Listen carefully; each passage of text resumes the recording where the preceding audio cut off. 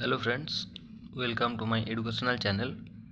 তো এখানে দেখতে পাচ্ছ একটা অঙ্কে রয়েছে দুজন ব্যক্তি দুটি স্থান থেকে পরস্পরের দিকে যাত্রা শুরু করে এবং মিলিত হওয়ার পর যথাক্রমে 10 ঘন্টা ও 14 ঘন্টা পরে গন্তব্যস্থলে পৌঁছায়।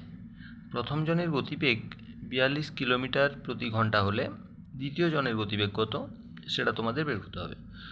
তো অঙ্কটা বড় মনে হলেও এটা কিন্তু খুবই ছোট এবং খুব সহজেই এটা কিন্তু করা যেতে পারে। তো কিভাবে করব, যেহেতু প্রথম জনের গতিবেগ দেওয়া রয়েছে এবং প্রথম জন 10 ঘন্টা পরে গন্তব্যস্থলে পৌঁছায়, তাহলে আমরা কি করব, 10 এবং এর যে গতিবেগ 42 এটা গুণ করে দেব। তাহলে 10 ইন্টু 42 এবং এটাকে ভাগ করে দেব দ্বিতীয় জনের যে গতিবেগ সেটা দিয়ে।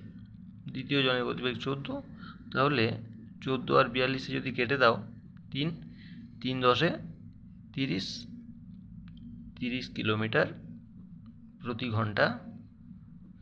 এটাই কিন্তু তোমাদের অ্যান্সার। তাহলে দ্বিতীয় জনের গতিবেগ কত হবে?